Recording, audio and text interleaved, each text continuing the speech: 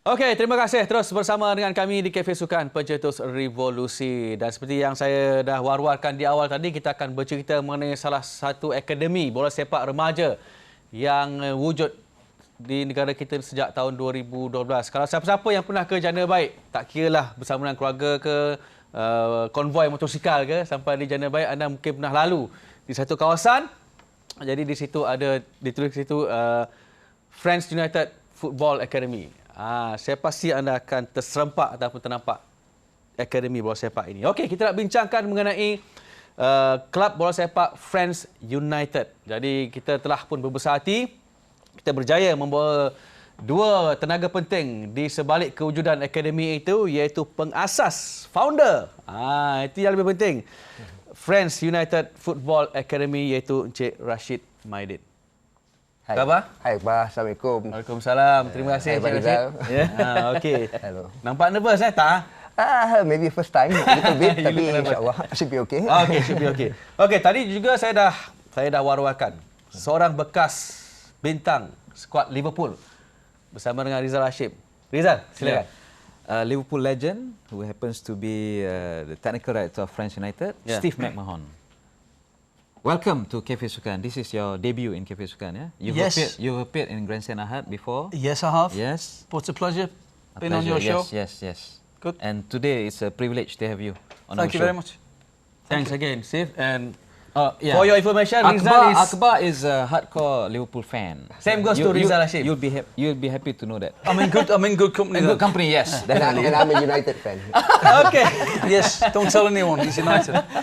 Okey, baik. Frenz United Football Academy, ramai yang nak tahu. Ramai sebenarnya yang dah baca di media cetak dan menonton di televisyen mengenai kejutan Frenz United ni. Tapi dengan adanya Encik Rashid, kau boleh terangkan siapa Encik Rashid ni dan bagaimana bermulanya, bagaimana timbulnya idea nak wujudkan Frenz United Football Academy di Jana Baik dan sebagainya. Silakan. Saya yang betul ni, I'm a businessman. I've been doing business, berusaha ni dah 20 lebih tahun. Oh, okey. Kerja daripada satu company. Bapak saya yang mulakan company ni dulu. Dia started as a trading company. Kita do kayu, export. Dalam perjalanan itu dari kita start lah. Okay. But along the way kita pun dah move in. We went into palm oil trading, kita went into coal trading, and along the way, alhamdulillah, rezeki, I pun dah banyak daripada tinggal kat Sarawak 3 tahun, dekat Kalimantan, dekat Jakarta bertahun, dekat KL yang paling lama lah ni dah nak dekat 12 tahun. Okey. And after about 4-5 years ago, we own dekat 4 tambang batu bara. We sold it to a Hong Kong company. We became public listed. Kita yang waktu tu first Indonesian coal mine to be listed in the Hong Kong market. Wow. From there, I made some money. A lot? I made, maybe a lot tu tak ada lah. Then, I think it's always been my passion. Yeah, I mean, something you love. Soccer, football tu memang, I think nearly everybody love football, you know. Daripada kecil dah main bola, tapi in school I was an athlete. But maybe pasal ada business tu, you know, talent tu tak, you know, athlete you got to be in the elite level, you know, in any sports to really make money. Jadi mungkin as a sportsman, I couldn't be that elite. But I think as a businessman, I have achieved success. I selalu nak cari success. I think in anything you do, you know. So bila I could afford it, I and my brothers, in fact, I run the company dengan dua lagi adik I. So we decided, yes, why not? Let's try to go into football. Jadi football ni, Pak Malaysia pula, kan I travel around this region. I tengok kat Malaysia ni, kenapa kita tak ada private academy? I mean, Thailand have started, Vietnam have started, and if you see around the world, Europe dah 100 lebih tahun academy. So I was telling myself, maybe this is what is needed in this country. Because kalau tengok ranking kita, persembahan kita di mata dunia tu makin menurun, bukan you know, maybe whatever we are doing is not right. Okay. My next question is, apakah disebabkan oleh Cik Rashid sendiri melihat kelemahan bola sepak Malaysia? Timbulnya idea untuk, selain daripada business interest. I think football tu memang is something most people love. Ya, jadi kenapa academy? Because that could be the game changer. When I came into the picture. Jadi, so we started, kita pun carilah tanah yang mana kita mampu, to do an academy bukan murah. You need at least, kita dekat Janda Baik about 12-13 acres. You need to have a training pitch, you need to have a football field, you need to have indoor court, you need to have a gym, you need to have food, you need to have people, you need to have coaches. It's not a small investment. Yes. Jadi siapa-siapa nak masuk bola ni, it's not a small investment. You have to have at least a certain amount of money before you come in. Okay. And once you come in, then the bigger problems start. Can you sustain? Can you get more funds? Can you get sponsor? Can you get fans? Can you win? So it is not an from the easy government business. and so on. Oh, we need everything. Actually, kita perlu banyak pertolongan. People don't know. People see, Frenz tu ini, Frenz ni, but we need the support. Okay. Terima kasih, Cik Rashid. Rizal, silakan dengan Yeah, Steve, when were you made the technical director of Frenz United? Last year? Just over it has now. been a year. It's about 14 months, I think. Okay, 14 months or so. Okay, and what do you think of this private initiative? Because it is something new in Malaysia. It has never been done before, and do you think that you have enough faith in Frenz United to be able to produce the right kind of players for not only for Frenz but also in the long run for the country? Well, I wouldn't be sitting here now with Rashid and Frenz United if I didn't believe in what they had. The product is amazing, and I've got to say that the easiest thing in the world, if you have money, is to go and buy a club, which is ready-made. It's already there, the infrastructure's there. The hardest thing in the world is to get a club for nothing. Meaning you have to start from scratch. When you start from nothing, you don't even have a playing pitch, you don't have training facilities, you don't have players, you don't have staff. How hard is that? That's a very difficult thing to do, and to build up over a period of 3 years, and the outcome, even at this moment, is to be a very successful academy after 3 years. That is an amazing progress. Okay, Akbar, nak tanya Encik Rashid? Okay. Kita pendekkan cerita lah daripada kesukaran demi kesukaran yang dihadapi ketika penubuhan awal tahun 2012. Kita pergi kepada masa sekarang. Berapa ramai pelatih, berapa ramai coaches, dan apakah sebenarnya pencapaian setakat ini sejak tahun 2012 sampai 2015? Okay, kalau kita mula tu tahun 2012, waktu tu first batch yang first kita bawa masuk tu hampir 25 sampai 30 orang. But within the next few months, we have increased it to 50. Hampir 50 student in the first year. So 2012. Bila 2013, kita play second wing pula, kita play academy. That time our academy pun limited. One wing was only 50 students. When our second wing open, we could put another lagi 50. So jadi dari tahun 2013 sampai 2014, kita ada each 100 student. Then in terms of coaches, we have currently another 30 students yang baru graduate daripada our academy. Means that they're 18 years old now? They're 18. They finished their SPM. So kita they're all staying in KL. They have their own apartment. We're going to fix them pergi to continue the studies. And these are the boys who have been selected. Yang daripada academy itu kan scholarship. Who have contracted.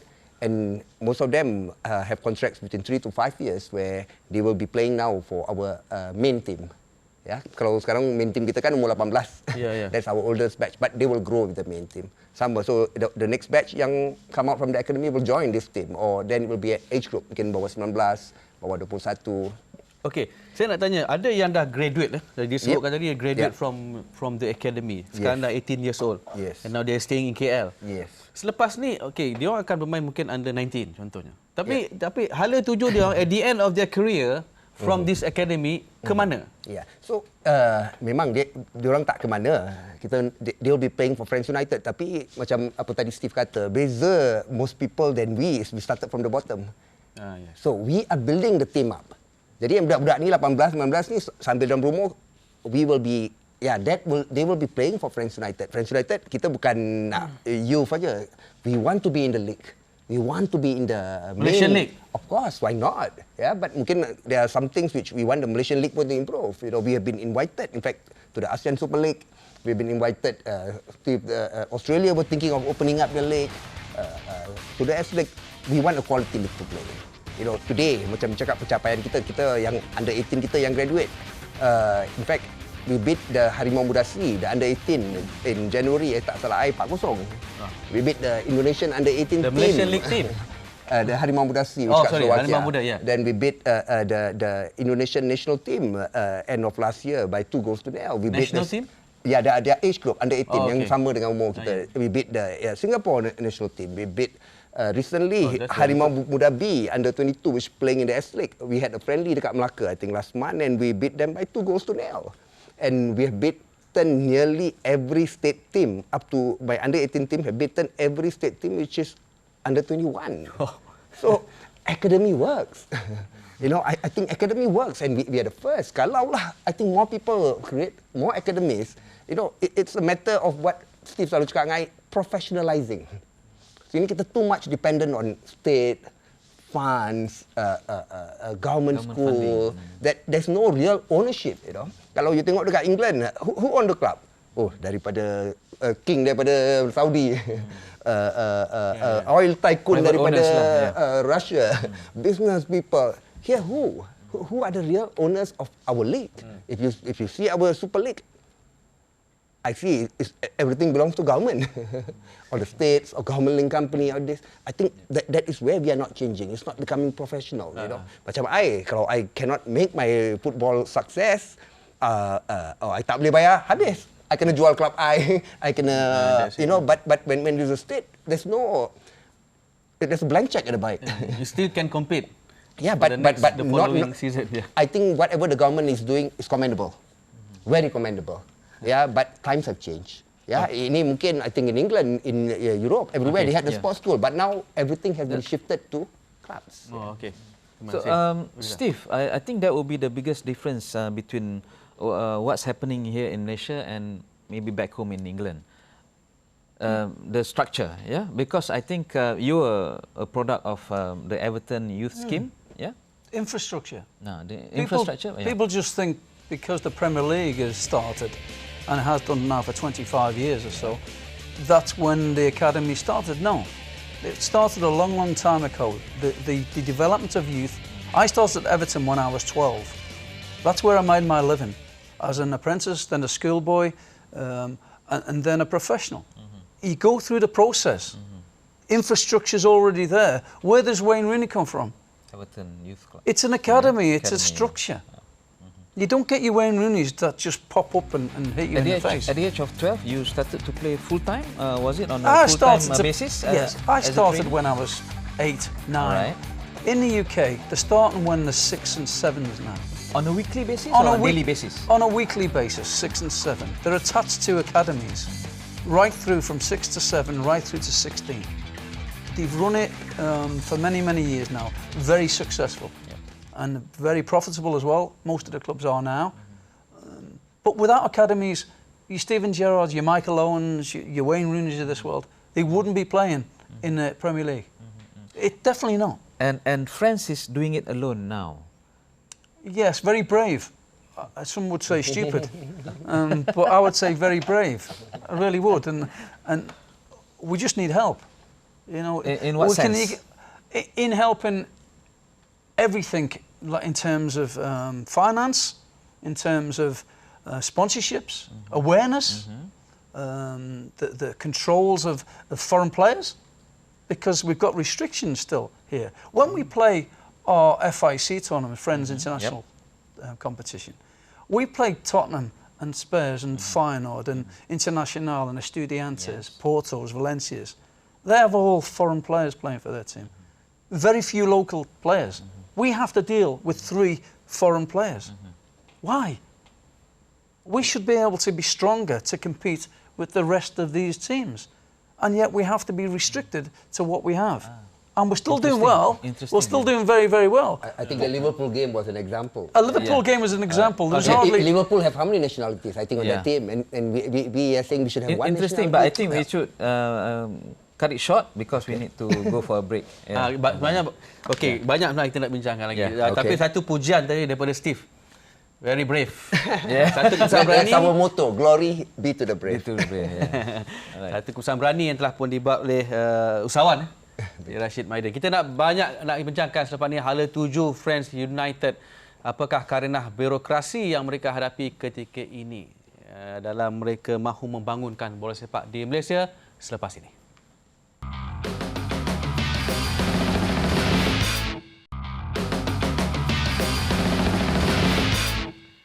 Okey, Steve McMahon memuji Rashid Maidin sebagai seorang yang berani apabila mengambil keputusan untuk membuka Frenz United Football Academy dan juga Football Club di Jana Baik.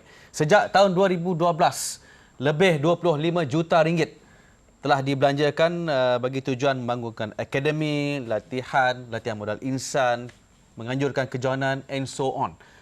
Kenapa belanja ini begitu tinggi sehingga melebihi angka 25 million ringgit Malaysia? Like I said before, kan, football is a very expensive sport. Taruh kita ada 100 students in our academy currently. 100 budak-budak ni kita kena kasih 6 times meal daripada pagi, daripada coffee, daripada breakfast dan to their break, tea break. Seorang ringgit? Seorang masuk air, makan je 5-6 kali. And they eat a lot, athletes growing up. And then banyak keperluan mereka lagi, training shirts, training shoes, boots. Every day we have laundry.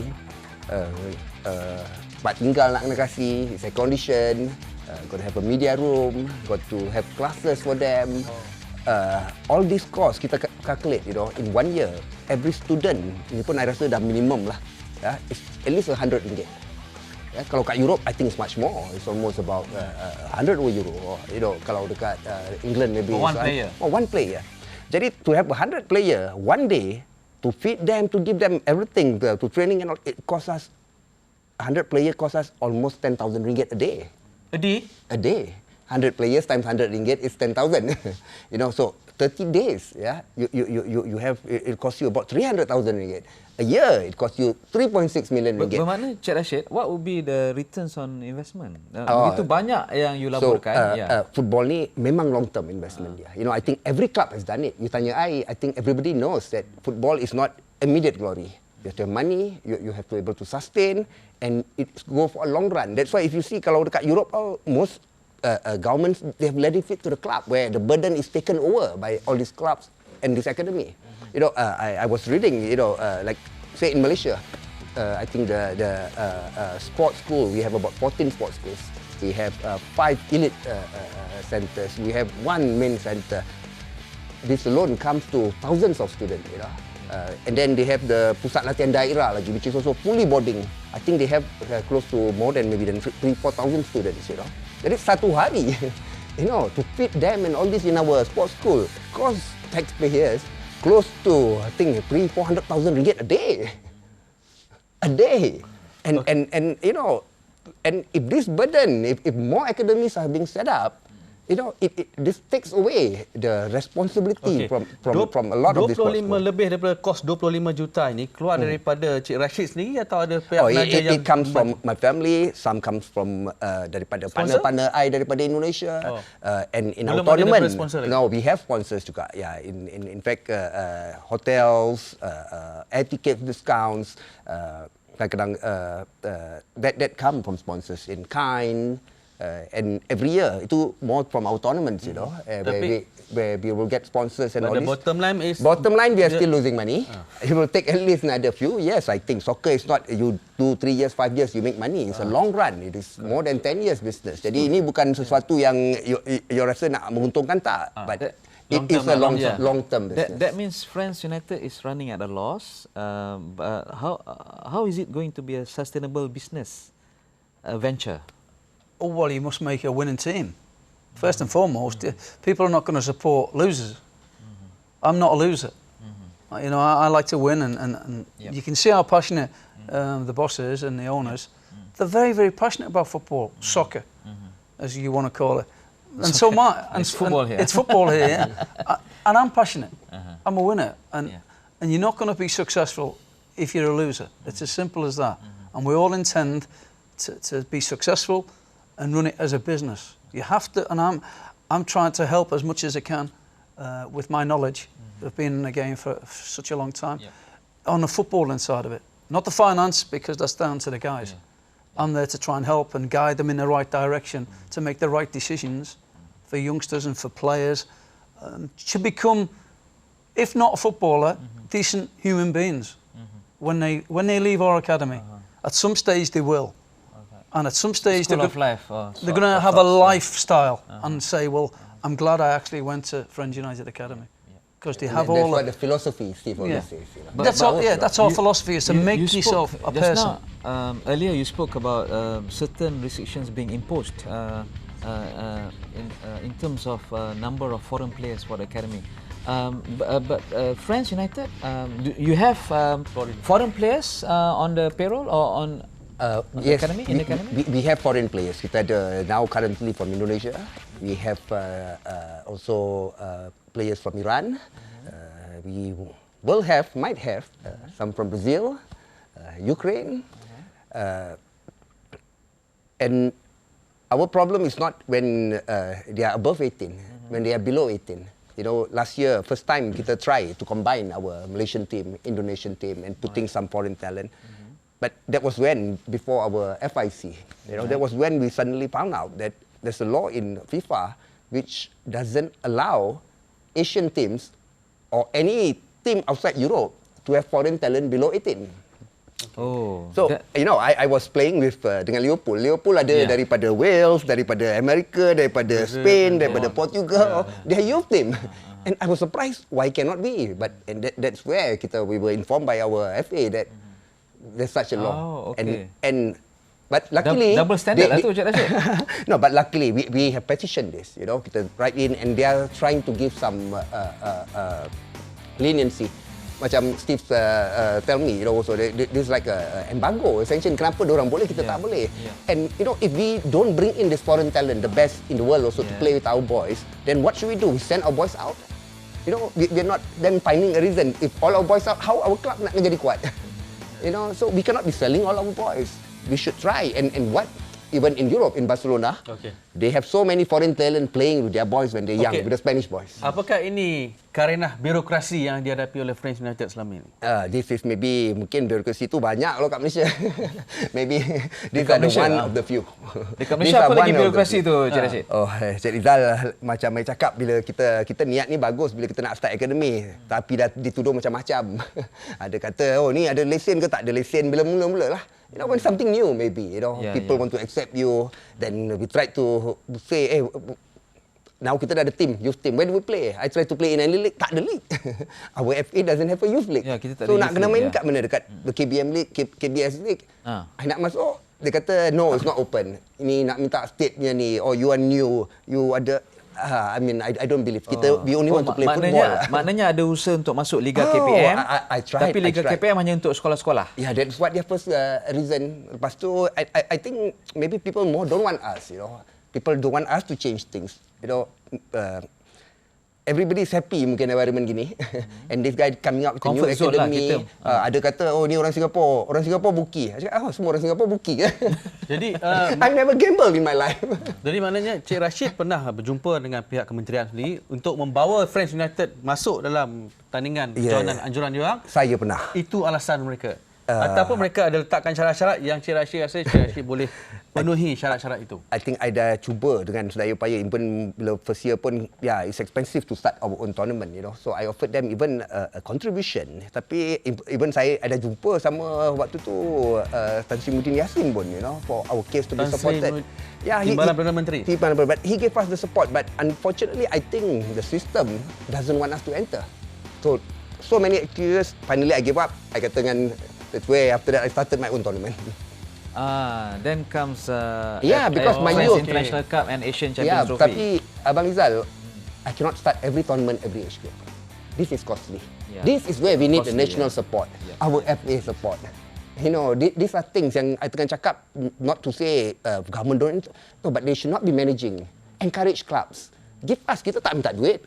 You know, we don't ask anything from the government. You know, kita minta support us, help us raise sponsors, help us having leagues which is playable by everybody. Help maybe. Yeah, I'm a taxpayer. Banyak company pay tax. Maybe kita ni dah terbelakang tau. Everybody has academies around the world. Even our neighbours, Cambodia already have also. Believe me. So I'm asking maybe there should be where if sponsors can get 100% exemption, maybe a window of a few years. So we encourage more academies to come in, more owners to invest. Okay. Dah lepas 5 tahun kita tarik lah. Okay, Steve, Cik Rashid spoke about the lack of opportunities to play within the system. Yes. So how do you rectify the situation then? Well, we can't, that's why we're creating 2 tournaments per year, because you need competition, competitive football. But at a younger yes, level. Absolutely. That's where you grow up being competitive. You can't just at the age of 16, 18 then decide I want to be a footballer and I want to now be competitive. It's educated into being a sports person and the power and the will to win. And that's what we intend to do. We have the talent. I've seen it. Malaysia has talent. Trust me. It sounds like a talent show, that doesn't it? Malaysia's got talent. Malaysia's got talent. But I've seen it. I coach it nearly every day and I see it. But they need the whole package to become a footballer. Off the field, they need discipline. They need the nutrition, which is very, very important. Education. They need sports science. It's all of these things that we are giving these youngsters a chance of a lifetime, and we need help. We can't do it alone. We need guys like Rashid and Frenz United academies. And you need an ecosystem which encourages all this to happen. 100%. And I think kalau ecosystem kat Malaysia ni, we have everything except academies. Okey, baik. The very basic thing. Kita ada satu lagi segmen selepas ni untuk kita bincangkan mengenai, mungkin nak tambah sikit mengenai karena birokrasi, dan kita akan cuba untuk menghubungi beberapa pihak di luar sana yang mungkin akan berikan pandangan mengenai Frenz Academy dan juga persaingan di antara NFDP dan sebagainya. Kenapa pasukan ini tidak boleh beraksi dalam Liga Bola Sepak yang dianjurkan oleh Kementerian Pelajaran Malaysia? Semuanya akan kita bincangkan selepas ini.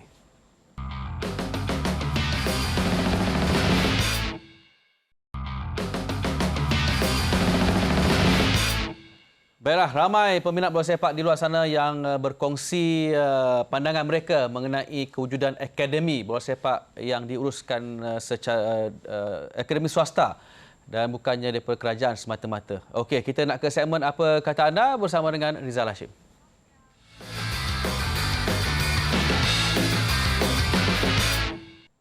Ya, terima kasih Akbar. Jadi kita mengambil kesempatan daripada kemunculan pertama Encik Rashid dalam Cafe Sukan. Kita mengajak perbincangan ya. Jadi Dols Ibrahim kata banyak duit yang dibazirkan tanpa mendapat sebarang pulangan atas pelaburan. Kita masih lagi bergantung kepada program pembangunan bola sepak kebangsaan dan sekolah sukan seluruh negara untuk melahirkan pemain. Duit pembayar cukai diperjudikan ke atas pemain muda dengan janji bahawa mereka adalah masa depan. Sampai bila? Izwan Haji Arifin Black kata kena belajar dari kelab-kelab luar macam mana nak manage tim untuk pembangunan. FAM patut tumpu pada pembangunan liga, tempatan dan pasukan kebangsaan start umur 16 hingga pasukan utama kena berani berubah. Kalau tak berubah macam itu jelah pencapaian kita. Mizlin Hazmi kata, ke mana hala tuju sebenar Frenz United? Sampai bila dengan takut kejohanan anjuran sendiri? Bila target pemain Frenz akan matang dan boleh dituai? Zupi Baktiar kata, banyak company boleh tiru Frenz. Astro sendiri boleh jadi macam Frenz, develop tim akar umbi, level micro, mana pergi player cilik yang Astro cungkil dalam beberapa rancangan reality bola sebelum ini. Kenapa tak dibentuk satu tim under Astro? Kita maybe kurang klub atau company yang berwibawa atau serius dalam bola, tapi percayalah, kita ramai pemain yang boleh dihasilkan dan ia boleh jadi industri bola kalau kita jenguk seperti Jepun. Sobihi Muzni kata, wow, Steve McMahon, you never walk alone. Setiap negara punya sistem pembangunan berbeza ikut landscape politik. Jadi di negara Malaysia, NFDP adalah usaha kerajaan dan tiada salahnya. Yang penting ketulusan dalam FAM. Item lain seperti Frenz atau mana-mana akademi adalah satu usaha yang sama dan perlu berterusan. Berjaya atau gagal, kita harus berikhtiar dan bereksperimentasi. Okay, banyak lagi komen-komen Ya. Besok Astro buka akademi. Akademi bola sepak Astro. Okey, baik, kita nak sambung perbincangan kita. Tadi saya dah sebut tadi sikit mengenai plan pembangunan bola sepak kebangsaan. Dalam satu temu bual bersama dengan media cetak baru-baru ini, Cik Rashid ditanya mengenai NFDP, satu inisiatif daripada kerajaan untuk membantu pembangunan bola sepak. Jawapan daripada Cik Rashid mudah saja. Saya percaya kerajaan sepatutnya tidak campur tangan dalam menguruskan bola sepak secara mikro. Okey, itu saya baca separuh lah. 10 lagi mungkin Cik Rashid boleh terangkan. Ya, kita perlu sokongan kerajaan, tapi kalau managing football club, I think kalau kita tengoklah di dunia ni mana ada government owns this thing. Yes, the national team, usually the FA select from the this thing, tapi ini program by the government, you're managing it, you're finding the money, the burden is very high, in terms of cost, financing, few thousand students. I think the government should be encouraging the private sector. You know, kenapa tak? It has been managed, the sports school system ni dah lama. Yeah. I think NFDP Sejak 96, a lot. Before that also. But where are we today? What is the result? Why are we doing the same program, enhancing it again and again? Mungkin that paradigm shift in mindset itu kita perlu. You know, it's not becoming professional. In fact, kalau kita tengok, it's going backward. You know, recently, example, Iberia Cup, we are the only national team going there. Lain semua club. No government, no country at 13 years old want to send their this thing, you know. Where the burden in Thailand, usually Chonburi will send their, you know, as a club they will send their players overseas. Here, Frenz we send overseas. But it's, you know, Jadi you still privately funded money. Kalau ikut pendapat Cik Rashid, bermakna apa? Kerajaan patutnya membuka ruang atau membantu dari segi kewangan dengan private initiative? Membuka ruang, membantu tu jangan daripada kewangan. Maybe, like I said, tax exemption. That will help, you know, sekarang ni the tidak industry. ada tax relief untuk Frenz United? Oh, tak ada. That is where I hope the government can help, you know. Tapi ni, I seorang suara tak boleh. Mungkin saya je yang akademi, you know. Tapi saya nak tanya balik, yang bermakna plan pembangunan bola sepak kebangsaan ni adalah satu inisiatif yang tidak sepatutnya dibuat ataupun macam mana? Walaupun I cakap all these initiative are commendable, ya, kita tak boleh kata tak ini, tapi waktu dia dah rubah. People don't depend in sports school anymore. Singapore pun dulu always from sports school. Sekarang they take from all the clubs. Jadi Home United will take, they will take, dah no more. And today sports school sana they charge per student $500 a month. Okay. You know, baik, tak apa. Kita ada Safirul Abu Bakar daripada NFDP di talian sekarang ini. Rizal akan tanyakan soalan kepada Safirul. Halo, Assalamualaikum. Safirul. Halo, Waalaikumsalam.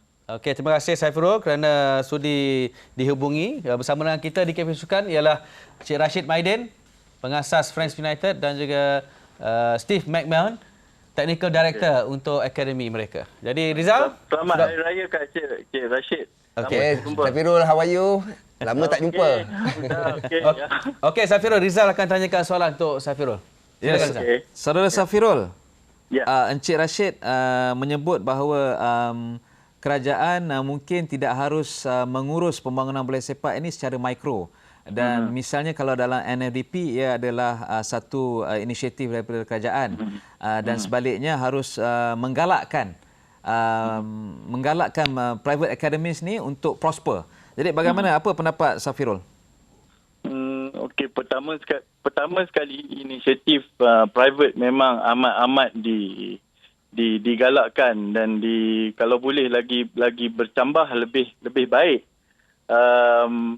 Tapi kerajaan comes in apabila audit dibuat tahun 2013, kelab-kelab yang quote-unquote profesional ni develop yang bertanding di liga profesional di negara kita, dia punya pembangunan itu tidak di tahap yang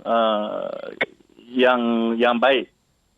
Kerana itulah NFDP ni diadakan bagi memastikan bahawa pembangunan tu berjalan dengan baik, dan dia akan capture the whole talent from all the country. I mean, Encik Rashid is right to say that it should be a private initiative.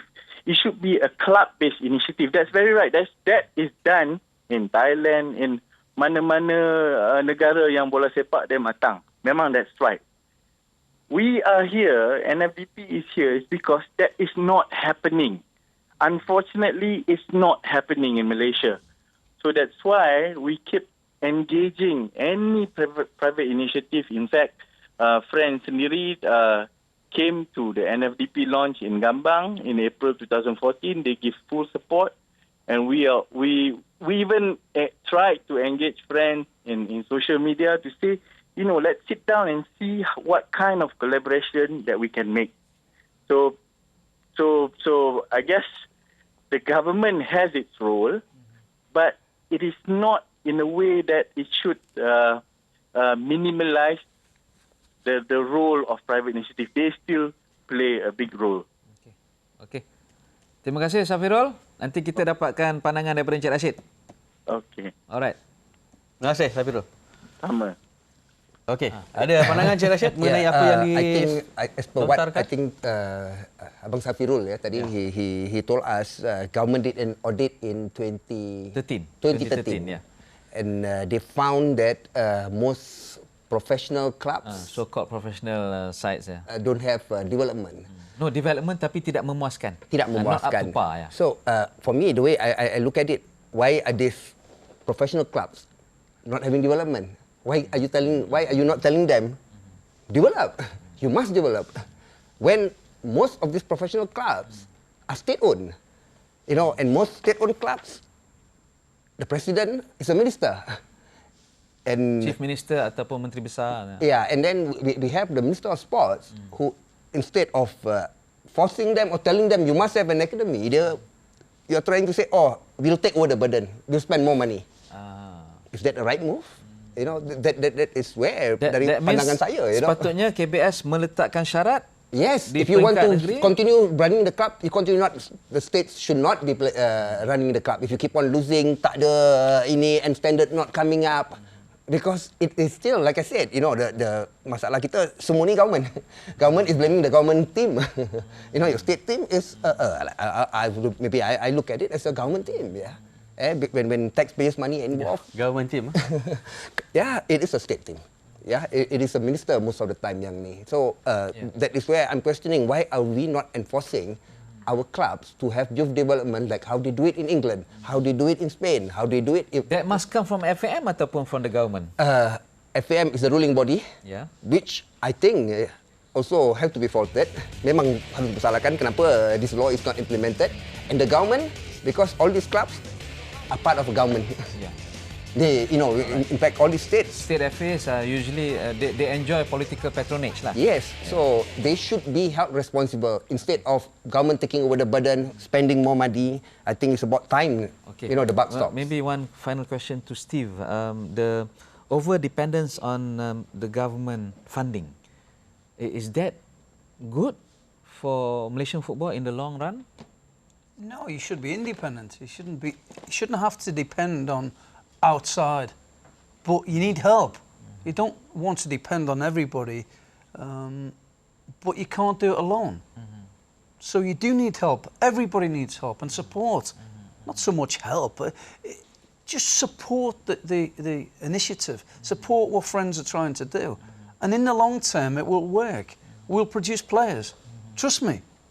I know the system. If you go through the system properly, we will produce top players in the near future.